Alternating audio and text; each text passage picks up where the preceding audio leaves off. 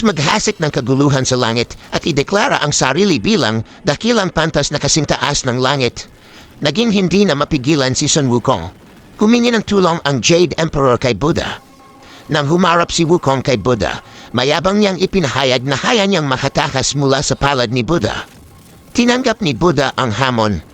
Lumipad si Sun Wukong ng kasimbilis na kidlat at sa kanyang ahalay narating na niya ang dulo ng Sansinukob. Minarkahan niya ang isang haligi na kanyang sulat graffiti at ihi bilang patunay na narating niya ito. Ngunit nang siya'y bumalik, ibinunyag ni Buddha na ang 5 haligi ay mga daliri lamang ng kanyang kamay. Hindi kailanman nakaalis si Sun Wukong sa palad ni Buddha. Huli na nang matanto ni Wukong ang kanyang mga limitasyon. Tinangka niyang tumakas, ngunit ibinaon siya ni Buddha sa ilalim ng bundok ng 5 elemento sa loob ng 500 taon na siyang simula ng kanyang landas tungo sa pagtubos. Ang tagpong ito ay sumasagisag sa hangganan ng lakas at kayabangan sa harap ng tunay na karunungan at kapangyarihan.